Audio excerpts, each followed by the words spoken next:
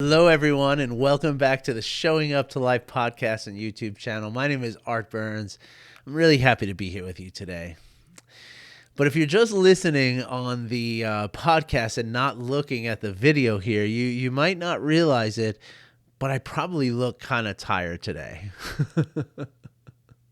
As I said in my TikTok video this morning, right? As a father of two children, a former bagel shop owner. Bagel shops are specifically sleep depriving, business to own. And also just being a full-time coach and a stay-at-home dad, homeschooling, doing all the things, right? All of these aspects of my life indicate and tell you all you need to know that I am no stranger to being tired. Right. And that's been for a long time. Right. And it's my whole life. I feel like I've always had some kind of, there's always been sort of the, tiredness has always been available to me. Let's put it that way. Right. But it's interesting because today and over the last few days, I don't know if you've noticed it aside from today, but over the last few days, even a couple of weeks, it's been a different kind of tired because it's an intentional tired. Now, what does that mean? I know it's kind of weird to say, right? What I mean is that I have been intentionally shifting my sleep schedule. Right now, it's a process and it's a project, and it doesn't all happen at once. It takes a little time. It takes, again, it's a process, right? And what I'm doing is, and my body keeps wanting to say the word, I'm trying to wake up earlier, but that's not true, right? I am course correcting myself to waking up earlier, okay? Because it's going to vary, right? Anything we try to do, any change we try to make, it doesn't just snap. We don't just snap our fingers and things stay changed, right? And not with significant things. Sure, if you want to change your shirt, you just change your shirt and you change your shirt, right? And it's done, right? But changing things internally, changing things in our lifestyle, changing things in our sort of behavior, that stuff doesn't adhere to the same rules, right? And so even over the course of this last week, there's been a few mornings where, oh man, I woke up at 8:00, 8:30, right? And that is against what I want to do. And so does that mean that it's over? No, that just means that tomorrow I just have to try again. I have to course correct. And so what I'm doing is I'm shifting for a reason, right? Several years ago, I went through about a year where I was waking up at about 4:00 every morning, right? And there is something really, really beautiful about being awake at that time. Now, let me just first put it out there that I have known times in my life where I'm still awake at that time, and that's a much different vibe. That's not what I'm talking about. Although there is something equally as magical, right? There's something especially magical. There were the times where I was friends with these guys who were in a band, and they had the keyboardist of the band had a van that they used to go back and forth to gigs with, and he played a Hammond organ, right? And so he had a hookup in his van that he could plug the Hammond organ in, right? And so every Thursday night, these guys had a gig, and so they would get back from their gig at about 2 a.m.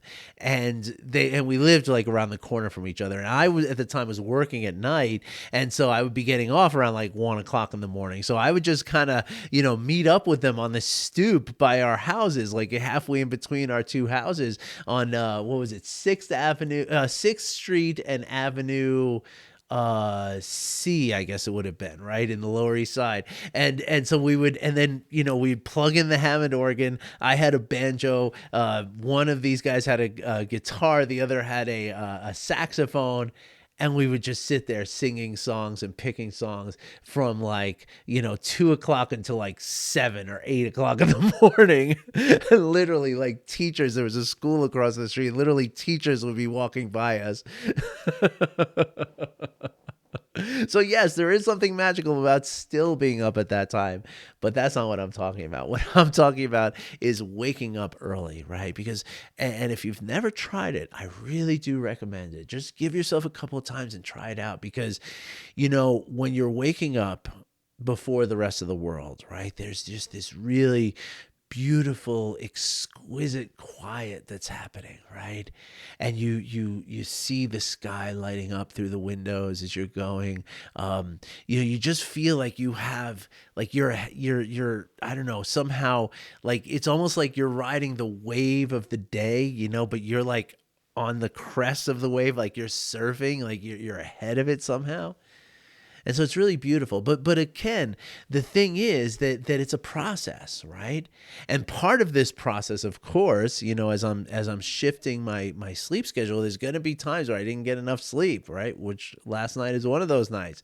And so I'm feeling very, very tired today. Now, what does that mean, right? Well, in the past, being tired would have looked like, me waking up and saying, "Oh my gosh, I can't believe how tired I am today. This is going to be a terrible day. I'm going to be dragging my butt all day long. This is going to be terrible. What a stinky day this is going to be."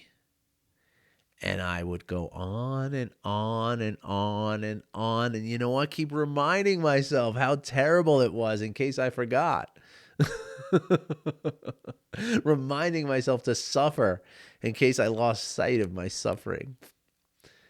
And so what am I doing now? Well, I'm doing the exact opposite, right? There's no judgment, because the problem is that when we wake up in the morning and say, "Oh no, this is going to be a terrible day. What a horrible thing. I'm going to be dragging my butt, blah, blah, blah, blah, blah."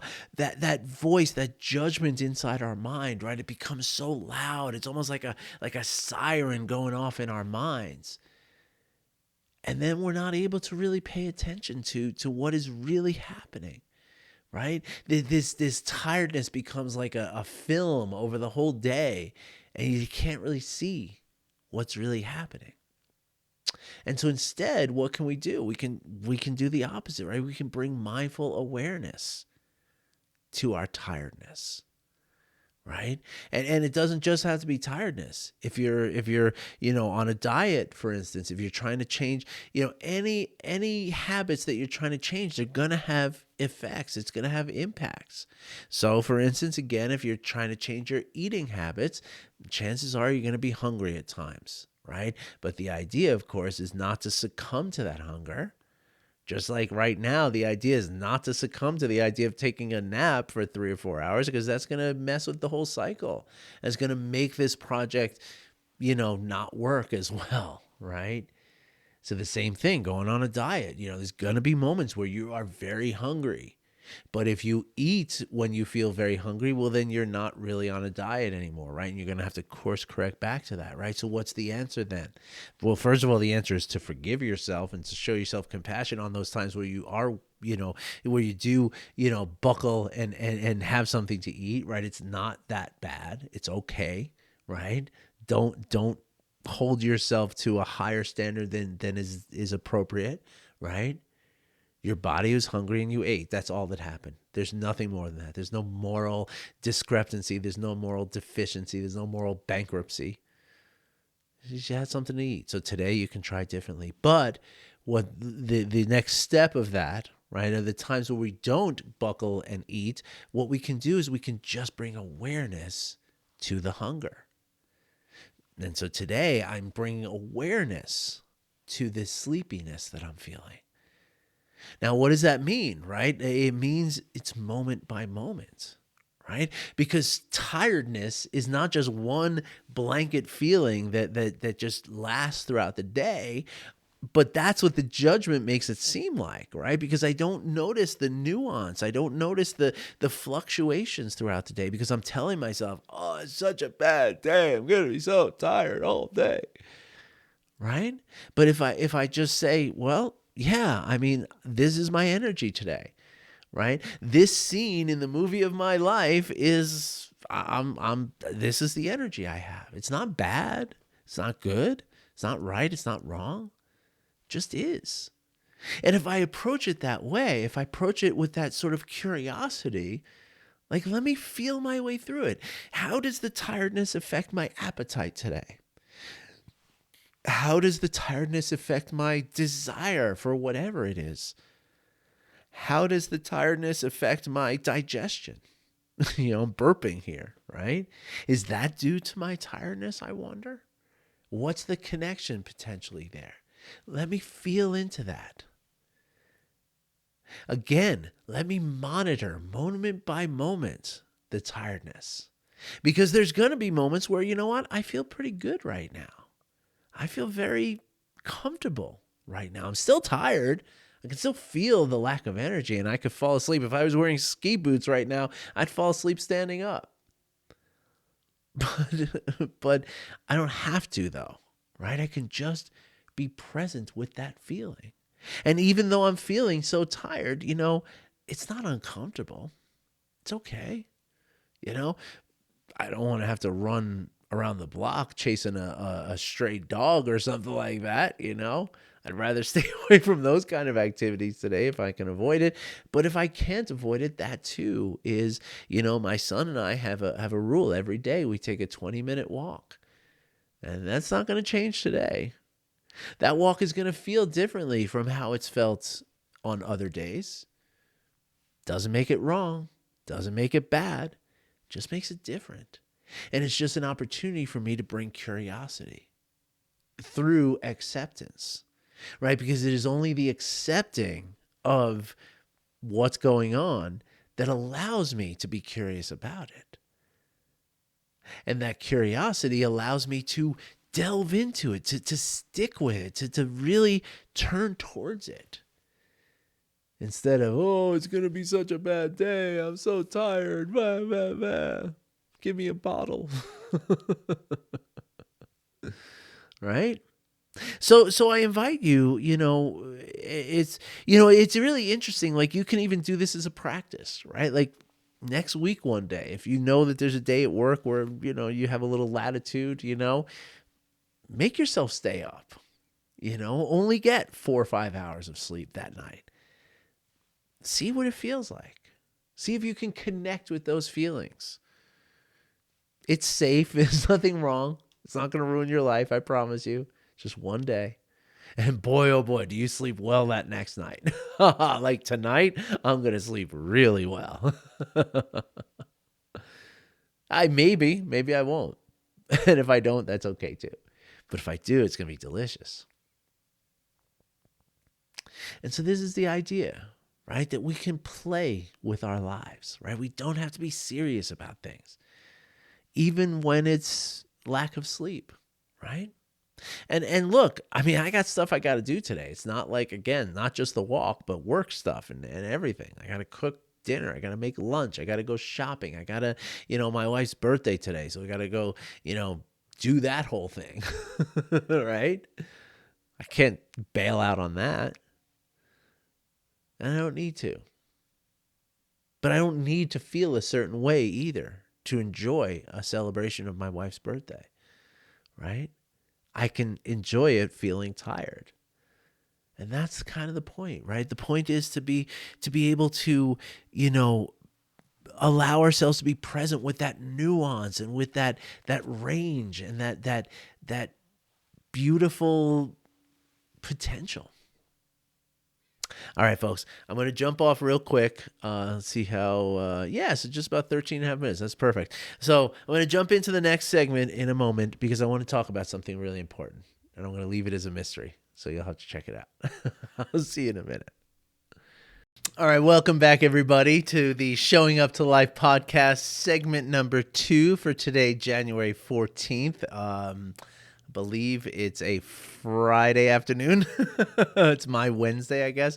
So I have an admission, a confession to make. I just recorded a whole segment, 15 plus minutes, that was almost exactly word for word what I recorded the other day about nourishing relationships. Isn't that funny? Now, again, this is an opportunity for me. I could choose to say, God, Art, what's wrong with you? How could you be so foolish? You should have a system in place that this doesn't happen. Imagine if you hadn't caught it. The only reason I did caught it is because I literally named the segment the same exact thing, and my computer said, you already have a file by that name. Now again, I could have said, you're so dumb, Art. What's wrong with you? Why do you do this to yourself, right?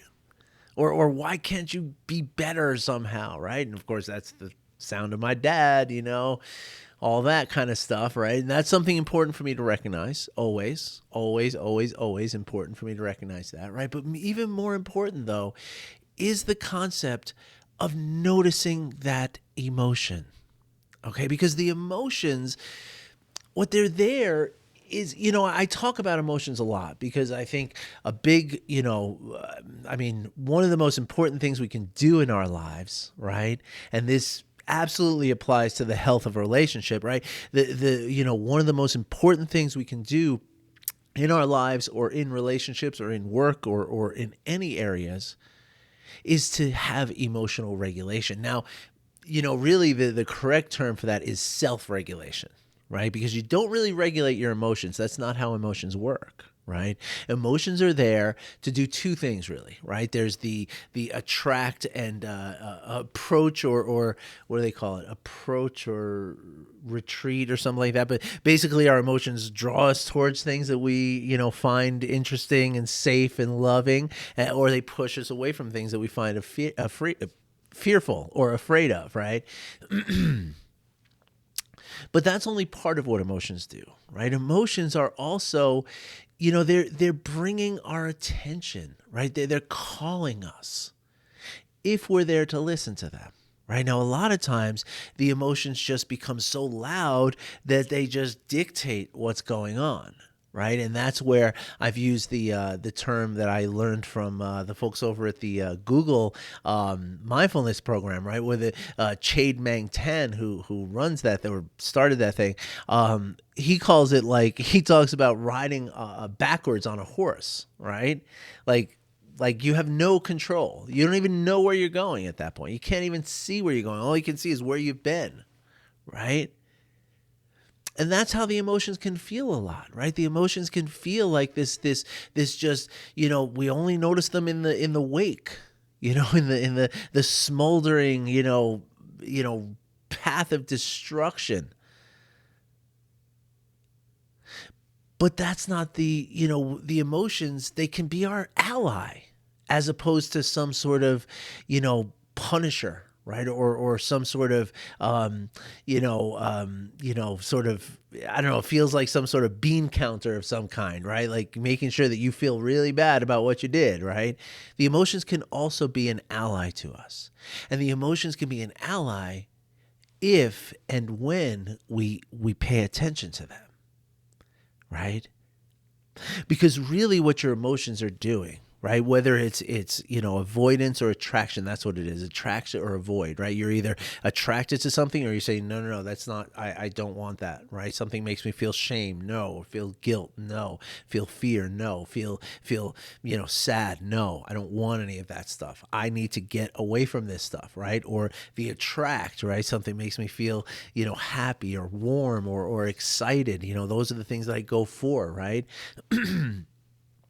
But again, what that is it's calling our attention to the thing, right? Like it's not the emotion itself, right? Of fear. It's what the object of the emotion is, right? What am I afraid of, right? And so in a very real way, when we pay attention to the emotions, our own emotions internally, and also the emotions that happen in between us and another person in a relationship, and again, in any relationship, then we can use the emotions to guide us back to what we call homeostasis, right? Because that's really what the emotions are doing. The emotions are keeping us within this pretty tight range of safety. Right? This is where we feel comfortable. This is where we feel healthy. This is where we feel capable and confident and adaptable. This is where we are nimble. We're neither rigid nor chaotic. We're in a place of tolerance. We're in a place of okayness, right? So self-regulation is not about controlling the emotions or avoiding any emotions. Self-regulation is about feeling those emotions and allowing ourselves to regulate ourselves back to that place of homeostasis. To remind you, homeostasis is simply a word that means, the state of your body in which everything's working the way it's supposed to work, right? That's the sort of layman's term, if you will, right? Which I am a layman. I'm not a scientist, right? And I'm sure there's a scientist who might, tweak my definition and maybe clarify something. And I invite you to do so. I mean, I want to learn. I'm not prideful about it. And there you go. There's an exact example of what I'm talking about, right? Like, let's say I gave you a description or a definition that was not 100% accurate. And let's say somebody offered up a more accurate definition of something, right? Now I have the choice there, right? Or well, I don't have the choice. I'm going to feel an emotion, right? And that emotion that I'm going to feel is based on my experiences, right? So, again, I'm very vocal about the way my parents taught me as a child, right? So I'm likely to feel an emotion that's associated with that, right? I'm being corrected. Being corrected is bad, and now I feel shame. That's just an example, okay? Now I can allow that shame to drive me into a place of anger or because what I need to do then is I need to protect myself from the shame, right? And so if I just allow the emotions just go unbridled and just throw me out there, well, then what I'm going to do, my body believes that what it has to do is to fight its way back to some kind of homeostasis, right? But ultimately what I'm doing is I'm just creating one more emotion and another emotion and another emotion and another emotion, and I'm moving further away from homeostasis, right? So if instead I can recognize that shame for exactly what it is, in other words, notice it in my body, right? Feel like, ooh, here's shame. Why is shame here? I can use the emotion, the awareness of the emotion, to indicate that I am outside of my homeostasis, right? Like this emotion that I'm feeling is telling me that I'm outside that safe zone. And now I have to get back to the safe zone. I don't have to get further away from it. I have to get back to it. And so if I recognize that, right, that's like coming right way on the horse, right, facing forward on the horse and holding the reins, right, feeling the horse pull me in a certain direction. And okay, what's over there? Is there something that you need, horse? Is there water? Is there food over there that you need? Why are you pulling me over there? And do I recognize that, okay, it's you just were curious and that's okay, so now I can guide us back, right? This is the way that we can sort of even playfully manage our emotions, right? If we're curious about them. If we're using the emotions to call our attention to guide us back to that place of homeostasis, right? Now, this is the way it works, again, in very lay terms, this is the way it works internally in our bodies, but this is also how it could work with a relationship. So the episode that I re-recorded, and I swear it was like almost word for word, it's bizarre, shows you how tired I really am. That what I was saying is that, and what I said the other day is that relationships need nourishment, right? They need vitamins. Now, if you're walking through your life, right, and you're low energy, let's say, right, well, that's an indication that something's wrong in your organism, right? Your low energy means that either you're not sleeping enough, you're not exercising enough, you're not eating the right foods, or you're not hydrating enough. Or maybe you're drinking too much caffeine. But anyway, it's probably one of those four things, or a combination of those four things. That is the feeling in your body indicating that something is amiss. We could do, on a much more basic level, that feeling you get in your stomach when you're hungry, that lightheadedness that you might get when you're, oh man, I haven't eaten. I'm really hungry. Look at me. So it's not the feeling, it's not or it can be now, right? Some people feel, oh, I just have a headache. Let me take a Tylenol, make the headache go away.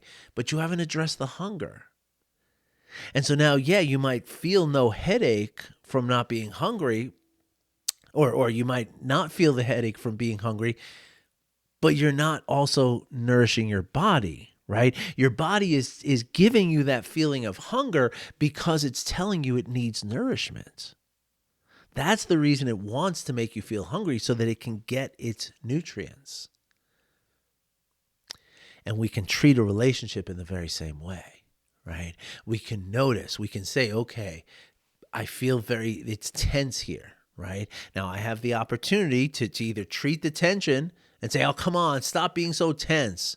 Let's go have a glass of wine. Let's watch a TV show, or I'm going to be separate from you because I don't want this tension, right? That's just treating the headache, right? That's taking a Tylenol, right? But you're still hungry. Your relationship is still hungry for something. So instead, you can notice, okay, there's this tension here that I feel. I assume my partner feels it too. It's hard for me to tell right now. Maybe that's what I need. I need to connect to her or to him, right? Maybe that's the nutrient that I need because I'm feeling this tension. Okay, and so now I can ask myself, if I'm curious and investigative, I can ask myself, okay, first of all, where is this tension in my body? Is that the same place I feel fear? Isn't that interesting? Do I think maybe this tension is rooted in some level of fear? Or is it rooted in a level of guilt? Or is it rooted in a level of whatever? And now once I see that maybe it is fear, okay, what's the best way to allay my fear? The best way to allay my fear is to connect with someone so I don't feel alone. So now I can actually, in this place of tension, I'm allowing it to drive me back to homeostasis. And just reach out and, hey, can I have a hug? Can I talk to you for a few minutes? Would you mind listening to what I have to say right now? And in that unity, in that connection, that's where all the magic happens. That's where healing happens. That's where growth happens. Whether that's internally or within a relationship. Which again, as I said the other day and said again this morning, is just, relationship is just another organism. It really is. It's a combined organism of two separate organisms, right? But that relationship between the two organisms is its own living, breathing thing. And as its own living, breathing thing, it has its own emotional reactions to things. It has its own physical reactions to things. It has its own cognitive reactions to things. And the more I can pay attention to those reactions, the more I learn what it needs. And if I'm open and accepting and compassionate to myself and to the person in the relationship that I'm talking about, and again, it's any relationship. But if I'm all those things, if I allow myself to be, like I told you the other day, empathy, compassion, kindness, acceptance, which is just a form of forgiveness, and gratitude, if I allow those, if I can inject those things when I feel that tension, then that's going to get me not only to a place of understanding, but it's going to get me to a place of well-being. And if I'm in a place of well-being and my partner's in a place of well-being, then our relationship is in a place of well-being. And if our relationship is in a place of well-being, then our relationship is growing and healing and thriving in that place of homeostasis. And it could live forever like that. For decades, it can live like that. It can be the 75-year-old Mick Jagger dancing on a stage in front of 100,000 people instead of the 75-year-old person in a nursing home who's barely hanging on and taking 30 pills every day. But the moment-by-moment indicator of that is those emotions, or are those emotions. My tenses, my plurality all messed up here, but that's the idea, right? Is that, and it's the attending to those emotions internally and as a connection, as Dan Siegel calls them we, right? There's a me, and then there's a we, but then there's a me within that we, which is the we, right? And that's the organism that I'm talking about. So I have a we, you have a we, and we have a we. It's like a kiss. Mwah. And so the idea is that when we attend moment by moment to what's going on with this we, then that's where health lies. That's where well-being lies. And the expression is the emotions. All right. So I'm glad I re-recorded that because that was fun. I think that was a good, I think we covered some good stuff there. So let me know what you think. All right. Again, I appreciate you. I have this journaling thing tomorrow. It's a workshop, the first of 12 winter workshop series. Okay. It's going to be a lot of fun. I hope I've already got, I think 12 people last I checked have signed up for this thing. And I know there's been like 5 or 6 others who have said, I'm definitely coming. So, these 12 people, I'm not sure where they're coming from, whether it's the email list or the TikTok or wherever they're coming from, but their names I don't know, which is awesome. I'm making new friends, and you might make new friends too.